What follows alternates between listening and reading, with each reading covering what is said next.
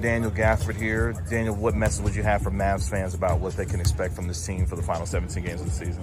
In all honesty, I would say just a lot of positivity, a lot of happiness, a lot of energy throughout the building from all the support and stuff that you guys give us, and just, a lot of wins, hopefully, at the end of the day. That is our plan going down the road with these last 17 games coming up for sure. All right, man. Appreciate it. Welcome to Inside The Mavs, the official Mavericks podcast of 97.1 The Freak, presented by Aura. My name is Kevin Gray, Mavericks pre- and post-game host on the Dallas Mavericks Radio Network. Appreciate you joining me here for the latest episode of Inside The Mavs. If you're listening to the podcast, you can download it on iHeartRadio, Apple Podcasts, and Spotify, wherever you get your podcasts for free.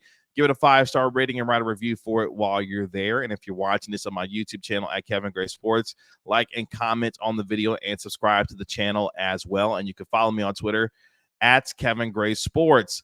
A lot to get to in our episode today as I have a conversation with Mavericks center Daniel Gafford, record-setting Mavericks center Daniel Gafford, as the Mavericks get ready to take on the Golden State Warriors on Wednesday night before they travel to Oklahoma City to take on the Thunder in the beginning of a home road back-to-back where they take on the Warriors and the Thunder before they return home on Sunday to take on Nikola Jokic and the Denver Nuggets. The Mavericks, who have won 3 straight games, now 37-28 on the season, have 17 games left in the regular season to continue to try and climb up the Western Conference standings to try and get inside the top 6 to avoid the play-in. As it stands right now, the Mavericks are in 8th in the Western Conference, where the Sacramento Kings sit ahead of them in 7th, followed by the Lakers behind the Mavericks in 9th, and the Golden State Warriors in 10th. So the Mavericks looking to keep the Warriors at bay through the rest of the regular season, as they have 3 meetings left with Golden State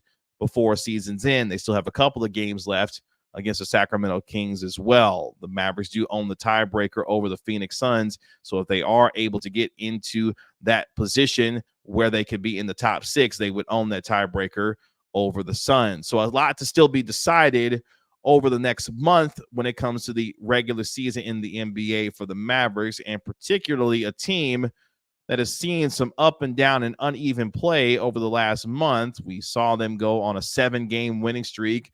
Then they lost 5 of 6, and now they're currently on a 3-game winning streak heading into their game Wednesday night against the Golden State Warriors. And as the Mavericks look at these next 3 games, I'm going to learn a lot about this team, where they've been able to beat the Miami Heat, the Detroit Pistons, and they throttled the Chicago Bulls by 35 on the road to complete their 2-game road trip at 2-0. They now will come home to take on a Warriors team that will not have Stephen Curry, and then go on the road to take on a talented team in the Oklahoma City Thunder. And, of course, MVP candidate Shai Gilgeous-Alexander waiting on them. And then, oh, that's right, they return home to take on Nikola Jokic and the reigning NBA champion Denver Nuggets. So we're going to find out about what this Mavericks team is and whether or not the 3-game winning streak that they're on is something to actually believe in, or is it another mirage like we saw with the 7-game win streak that they had previously before they lost 5 of 6. So you could tell there's a lot of storyline for this team as they move forward. Luka Doncic, as we record this, 7 consecutive triple-doubles, is the reigning Western Conference Player of the Week, and someone who is continuing to try and put this team in position to get to the top 6 of the West, alongside with Kyrie Irving as well. But they've been getting a lot of help lately, especially from their big men in the middle. I mentioned the game against the Chicago Bulls, where the Mavericks won by 35 points. You saw how Daniel Gafford and also Dereck Lively II were able to really dominate in the middle for the Mavericks, both of them going a combined 20 of 21 from the field for 42 points.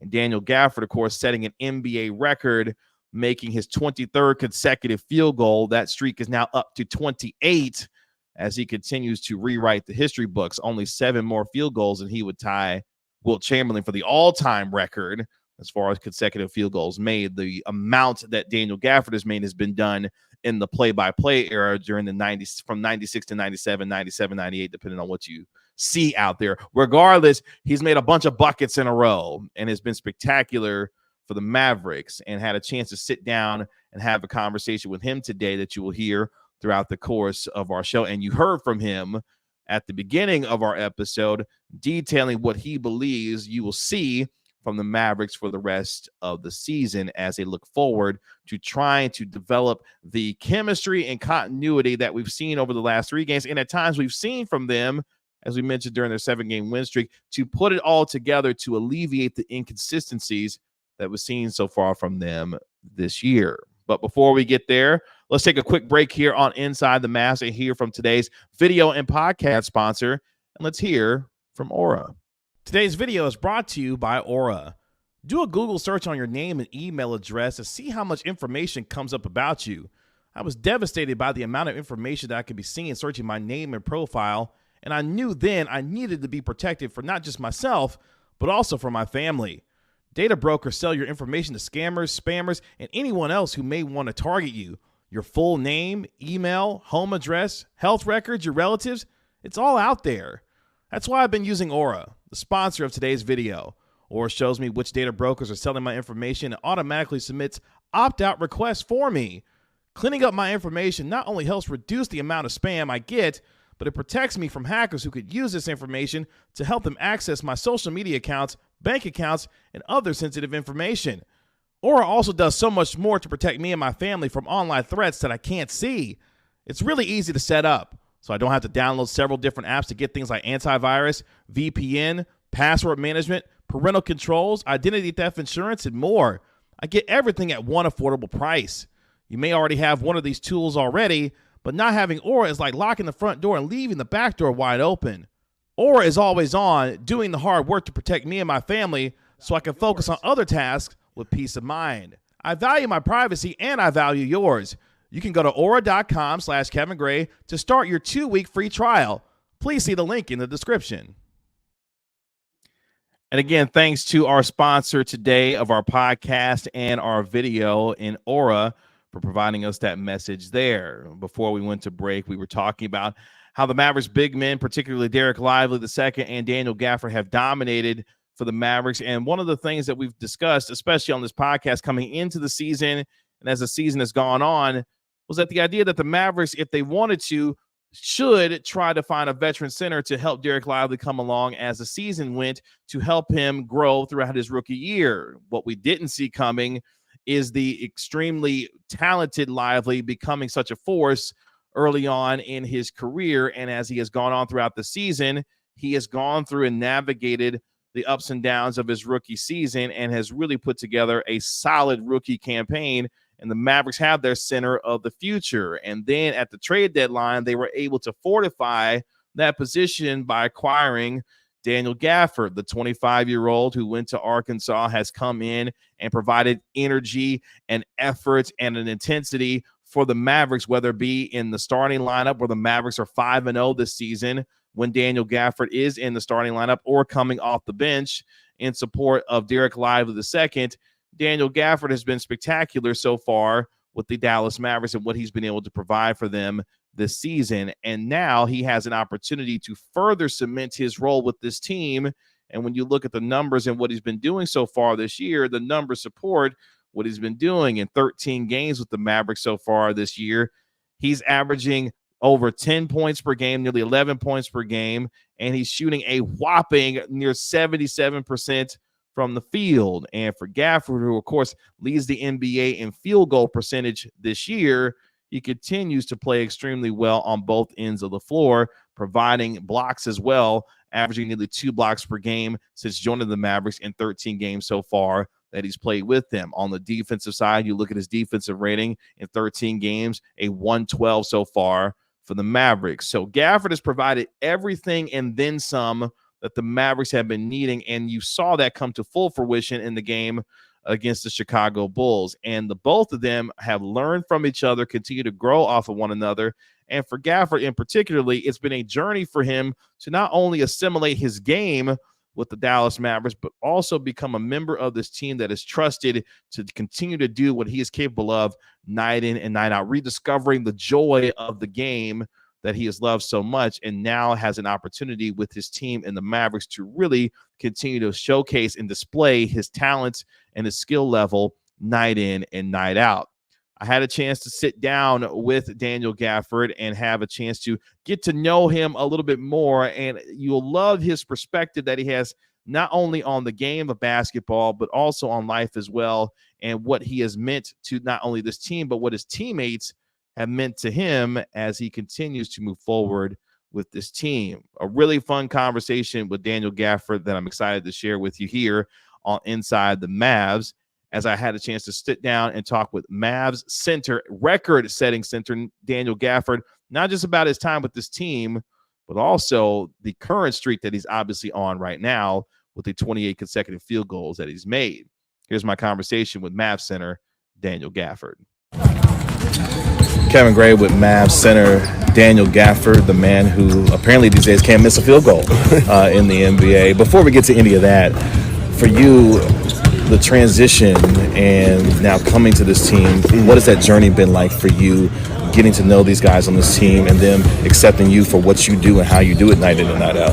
I mean, it's been a bit of an experience for sure, just going through just like the ups and downs of being with a new team. The ups of just, everybody welcomes me in, everybody is teaching me new things, everybody's trying to get me acclimated to the team, and just having just like that feeling of just, love throughout the building, throughout the organization, and just taking it one day at a time and having fun, in all honesty. And, once we were going through just like the downs of it, once we were going through just like that simple little losing streak that we were going through, it just, kind of helped me get, I would say, more in tune with the team because, I gave my thoughts on a lot of stuff that was, I would say, would kind of help us in certain situations to help us get back to winning, so on and so forth. So, like I said, it's been like some good things, there's been some bad things too, but we, just put those together, we just make that experience 100% just more and more better down the road because, it honestly has helped us, in these last couple of games that we've played and just having fun with the game, controlling what we can control, and at the end of the day, just giving effort out on the floor whenever we come out and just match up with any opponent night in, night out.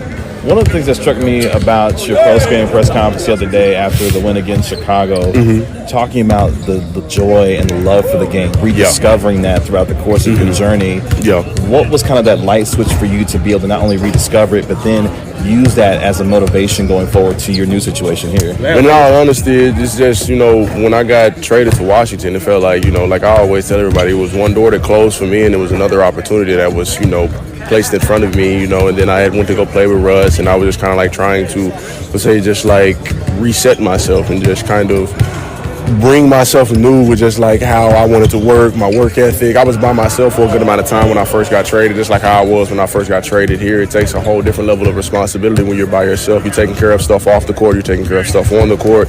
You just have to lock in a whole different type of way, and it helps you get to that next level of just like your character, how you want to be in life, how you want to be as a player. Just in any instance, I would just say those are some of the things I would say just helped me just throughout the process. And I've just been taking those lessons and that I've learned on a day-to-day basis, and I use it for everyday life. Just put the next foot forward and just keep moving forward and take it one step at a time. Your relationship with PJ Washington, obviously coming here together to help this team move forward. What has that relationship been like for the two of you growing together, knowing the roles that you were trying to play to help this team get better night in and night out? It just helps both of us because, we both want to be, good in our role. We both want to be great players in this league. And at the end of the day, we just come in and work. Just like yesterday, I'm real big on taking care of my body, so I always come in whenever it's a get what you need day.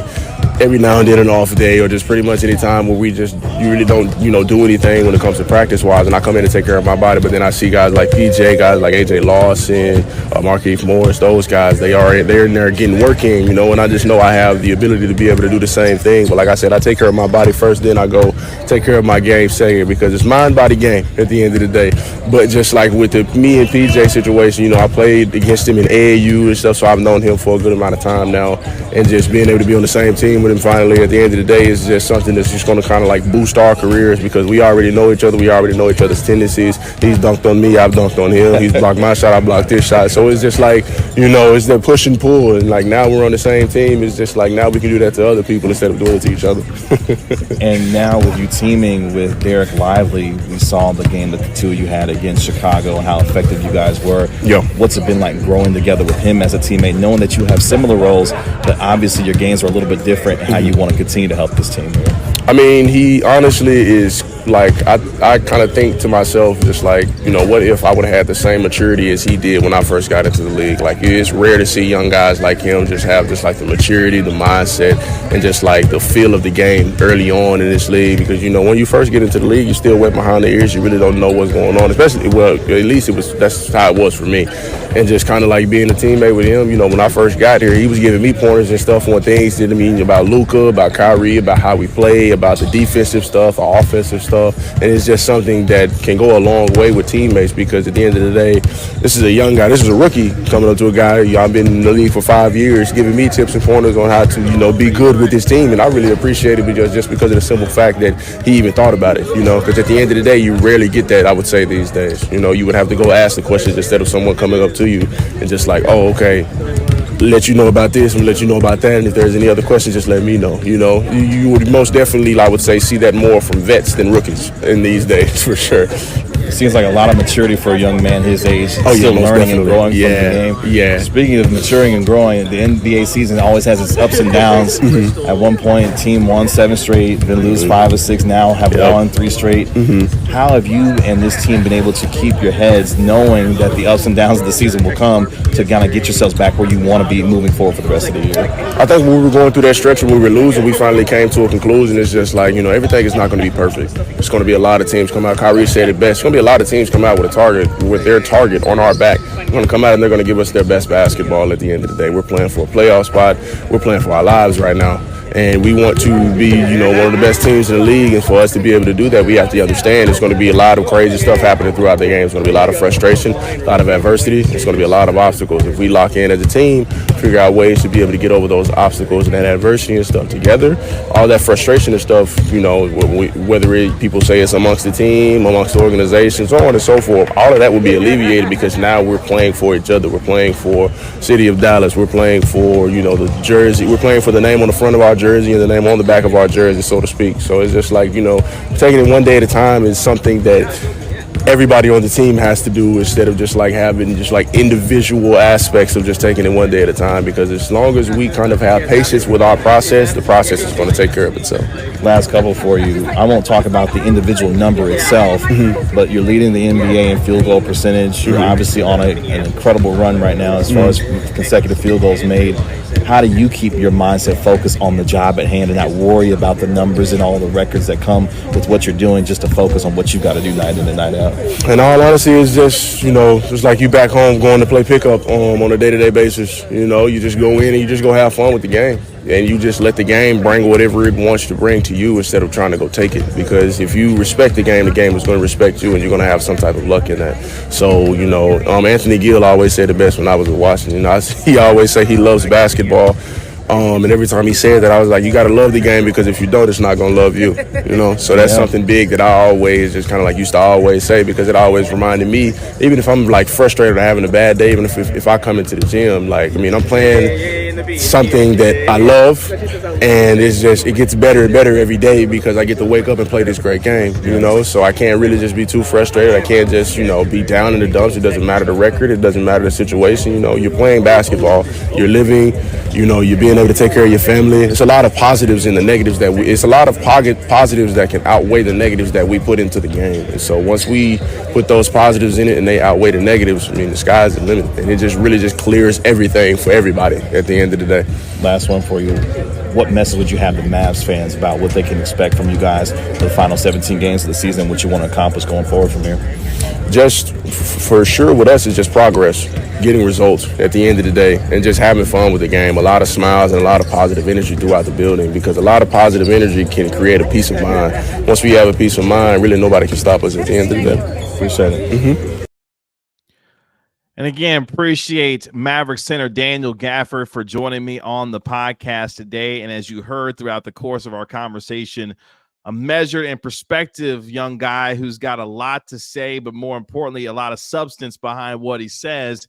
And you could tell for him and this team going forward, they know the work that's at hand for them through the final 17 games of the season. But more importantly for Gafford, understanding what his role is and wanting to ensure that he continues to develop the consistency night in and night out, taking care of his body and putting himself in the right mindset and mind frame to be able to continue to produce at a high level for this team. And so far, during his time with the Mavericks, he has produced at an extremely high level. So for Daniel Gafford, it will all continue to be about building moving forward for this team.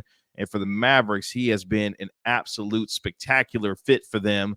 And that has been one of my biggest takeaways so far with his time with this team is we talked about the intensity and the focus that he has brought with him as a veteran on this team, but also the communication between him and Dereck Lively, being able to learn and play alongside Luka Doncic and having an understanding that Dereck Lively was willing to help him as well to also be able to learn how he plays with Luka Doncic. This is what we're talking about in terms of how a team develops the communication and the trust to be able to move forward, that no matter what the situation is, these guys will be in the best positions to help each other to be able to succeed night in and night out. And you're seeing that right now between Daniel Gafford and the Mavericks based on what he's doing for them and the role that's being asked to play. And he's doing it to a T for the Mavericks through the 13 games that he's been with them. So for the Mavericks, can they continue the current stretch that they're on? We will see as they take on the Warriors on Wednesday night before they take on the Oklahoma City Thunder on Thursday night as part of a